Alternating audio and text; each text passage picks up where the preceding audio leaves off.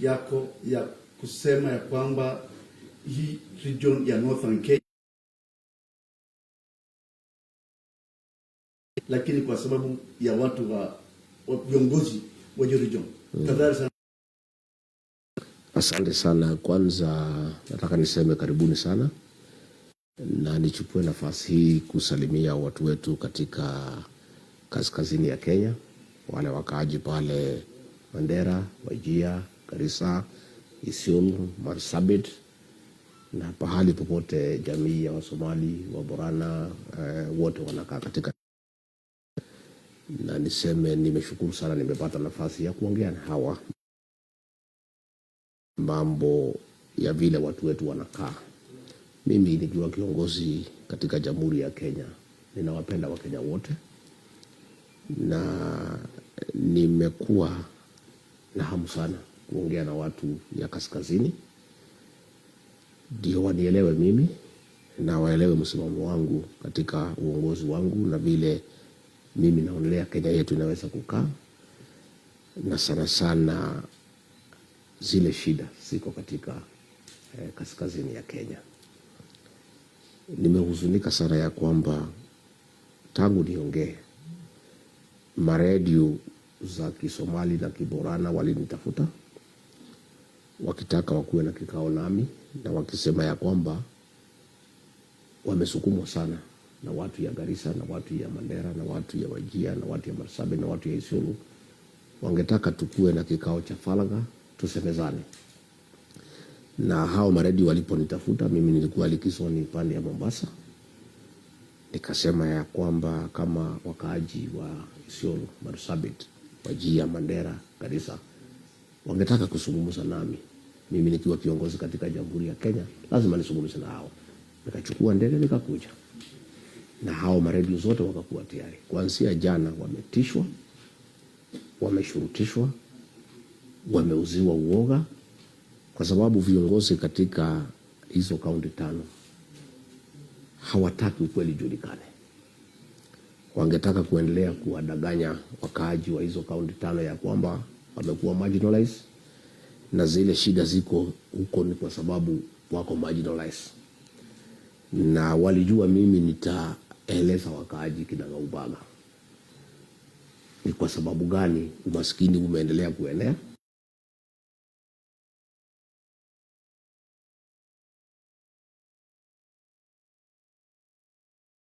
niongee na wakaaji wa Wajir, Mandera, Garissa, Marsabit na Isiolo. Na hao vijana wakauziwa uoga, wakaogopa na wakakosa kufika. Lakini kwa wale wachache wamefika, tutaendelea. Lakini mimi ningetaka niambia hao viongozi wa Northern Kenya ya kwamba watu ya huko si watumwa wenu. Mumewakalia siku mingi, mumewaumiza siku mingi, pesa zao mumetumia vibaya, wamepata shida. Hiyo maneno yote mumefunika, hamtaki ijulikane. Wakati umefika wakaaji wa Northern Kenya wajue ukweli, ndio waanze safari ya ukombozi, ya kujikomboa kutoka kwa uongozi baya na uongozi ya kuwaumiza na kuwashurutisha. Ni makosa sana viongozi kutisha wanahabari. Wasiongee na kiongozi wa Jamhuri ya Kenya ndio wananchi wasijue ukweli kinagaubaga. Lakini niseme kikwetu iko msemo inasema miba ya mwanamke hata ukificha, kuna miezi inafika ile mwezi ya 7, mwezi ya 8 lazima ionekane.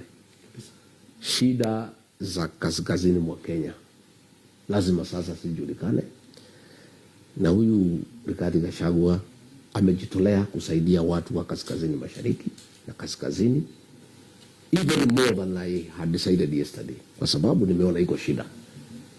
If the leaders in that region do not want the people to know the truth, then there is a very big problem. Somebody must help the people of Northern Kenya. Because sasa sisi tulitaka tuongee na wananchi, tuwaeleze zile hela zimeletwa huko na serikali ya county, zile pesa zimeletwa na CDF, zile pesa zimeletwa na Equalization Fund, na hakuna maendeleo, na tuwaambie ni kwa sababu gani. Ndio waanze kuuliza viongozi maswali. Sasa hao viongozi tangu niongee wamepata shida pale, kwa sababu wananchi wameanza kuchanuka na kuelewa ni nini naendelea, na wao ningewachanua zaidi kwa kuwaeleza kinagaubaga ni mambo gani naendelea na ni kwa nini maendeleo imekosekana pale. Lakini hao viongozi wameshurutisha wanahabari, wamewatisha, wameuzia uoga, ndio wazee na wamama wasipate kupata mimi kwa redio. Lakini tunashukuru Mwenyezi Mungu kwa sababu ya teknolojia. Sasa tuko na mtandao, tuko na digital platform. Mimi ninajua hata kama wamekataza sisi kuongea kwa redio, ndio watu nyumbani wale wazee na wamama wasisikie maneno. Mimi najua vijana wetu wa Gen Z, mimi najua online warriors wakiborana wakisomali watapata hii moja kwa moja kutoka peji yangu, kutoka zile platform ziko tayari. Na wale wazee na wamama ilikuwa ni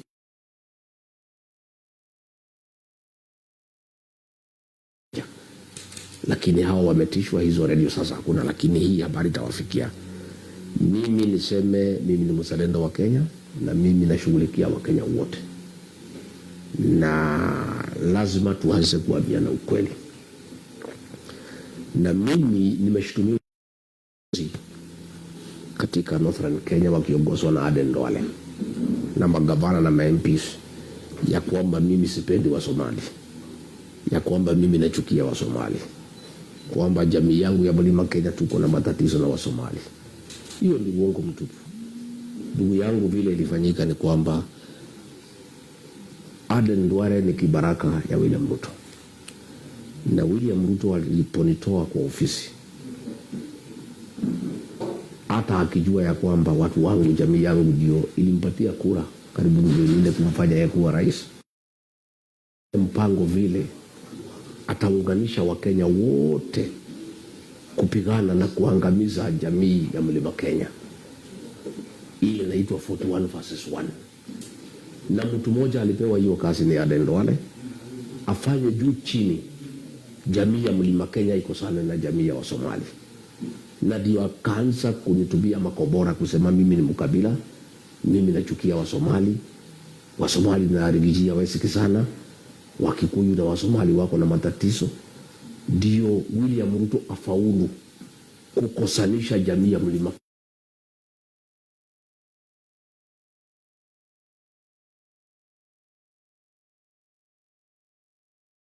hapa. Nasimama mimi ni rafiki wa dhati wa ukweli wa jamii ya Wasomali, kwa sababu jamii yangu ya Mlima Kenya na Wasomali sisi ni kitu kimoja. Sisi ni wafanyabiashara, sisi ni watu ya kujitafutia, sisi ni watu ambaye tuko na bidii. Sisi watu ya Mlima Kenya na Wasomali tunafanya biashara pamoja, na katika uchumi wa Jamhuri ya Kenya, jamii ya Wasomali na watu ya Mlima Kenya tunachangia kiwango kikubwa sana kuendeleza uchumi wa Jamhuri ya Kenya. Na jamii ya Mlima Kenya na Wasomali hatuwezi wachana. Sisi ni kama chana na pete. DNA ya Wasomali na DNA ya watu ya Mlima Kenya ni moja. Sisi ni watu ya bidii, sisi ni watu ya biashara, sisi ni watu ya kutafuta, na sisi ni watu ya kwenda kila pahali katika Jamhuri ya Kenya kutafuta. Pale Karatina, buchiri zile zote zinatuzia nyama za Wasomali. Pale Nyeri town Wasomali ndio wenye kuvuma. Hii Thika wamejaa hapo.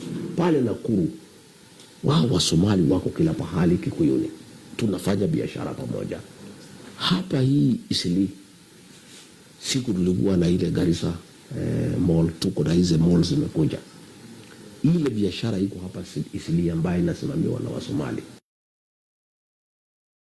Ni watu ya Mlima Kenya. Na wanaketi pamoja,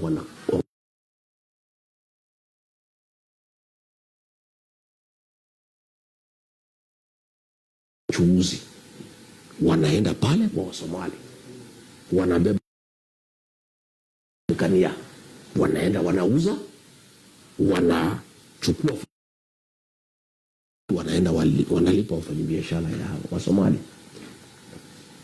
Hii Isili bila Wasomali na Wakikuyu hakuna biashara iko hapo, na sisi hatuwezi wachana. kwa sababu sasa hawa watu ya Mlima Kenya wakikosana na Wasomali wanatoa mali wapi ya kuenda kuuza? Hawa Wasomali wakisikiza Duale wakosana na watu ya Mlima Kenya, customer yao watatoka wapi? Uhusiano wetu na Wasomali ni maisha yetu na kesho yetu. Na mimi nikiwa kiongozi katika Mlima Kenya na kiongozi wa Kenya, sitakubali Aden Duale na vibaraka wake wakuja katikati yetu na Wasomali. Na mimi nikwambie ndugu yangu, ukitaka kujua sisi na Wasomali ni kitu kimoja. Pale Nyanyuki iko constituency inaitwa Laikipia East. Pale 90% ni Wakikuyu. Iko Waturkana, iko Wamasai, iko Wasamburu na iko Wasomali 1%. 1% only. Kijana naitwa Dedi mwaka 2017 Msomali amepigiwa kura na Wakikuyu, amekuwa mbunge wa Laikipia East, aongoza Wakikuyu. Itakuwaje jamii inasemekana imechukia Wasomali inaweza chukua Msomali imchague aongoze hao? Hiyo ni upuzi na ni ujinga na ni mambo haiwezekani. Imekuwaje Wakikuyu pale wameshikana wamesema wewe Msomali tuongoze? Hapa Kamukunji huyu Mheshimiwa Hassan, Wasomali hapo ni 17%, Wakikuyu ni 50%. Hao Wakikuyu wamechagua yeye mara 4 awaongoze. Itakuwaje useme ati hii Wakikuyu wanachukia Wasomali na Wakikuyu wenyewe wameshikana wamechagua Msomali awaongoze? Ukiona watu wanakubali jamii nyingine iwaongoze ni kwa sababu ya urafiki na kuaminiana katika hizo jamii mbili.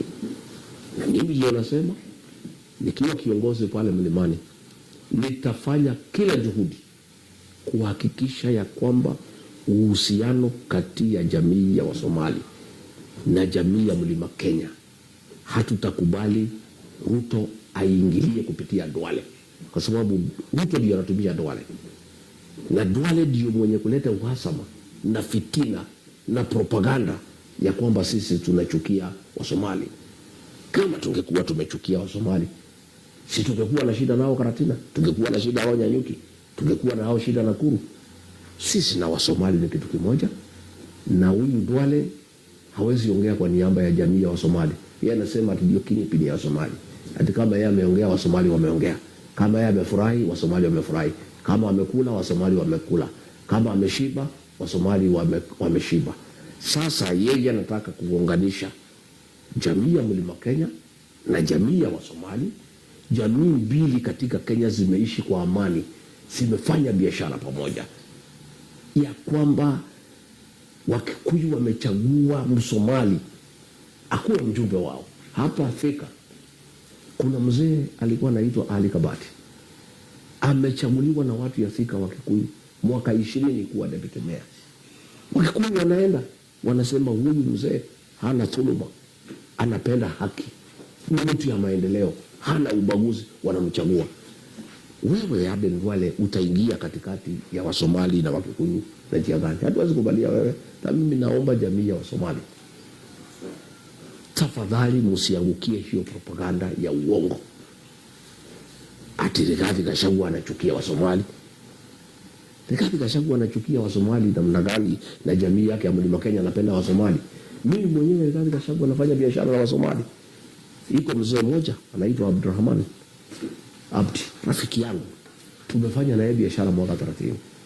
Na wacha nikwambie ndugu yangu, mimi napenda Wasomali sana kwa sababu ni watu ya haki na ukweli kama mimi. Mimi ni mtu ya ukweli na ni mtu ya haki. Msomali mkikubaliana kitu, hakuna haja ya kuandikania. Mimi leo nikitaka shilingi milioni 3 nipigie Wasomali marafiki zangu hapa Nairobi, italetwa hapa asubuhi bila kuandikania, na mimi nitakuja nirudishe hiyo. Deputy President ya Msomali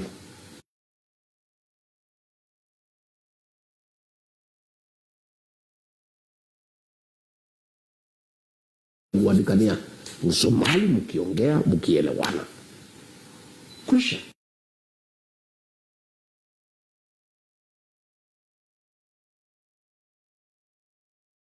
Nataka leo nikiongea na jamii ya Wasomali niwaambie Rigiji ni rafiki wenu, jamii ya Mlima inawapenda, nyinyi ni our business partners na hatuwezi wachana.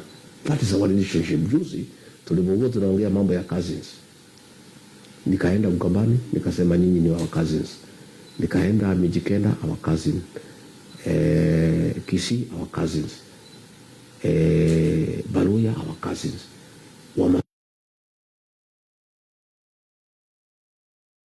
Sema wewe Rigiji, nimesikia sasa uko na cousins, uko na mashemeji, sisi wa Somali. Nikasema you are business partners. Sisi na wa Somali we are, and nobody can come between us, and we cannot allow Aden Duale akitumiwa na William Ruto kulete uhasama kati ya jamii ya Somali na jamii ya Mlima Kenya, because Ruto akiondoka na ataondoka, sisi tutabaki tunaendelea na biashara. Hakuna biashara wa Somali wanapiga na Ruto na watu yake, na ataenda akishaondoka.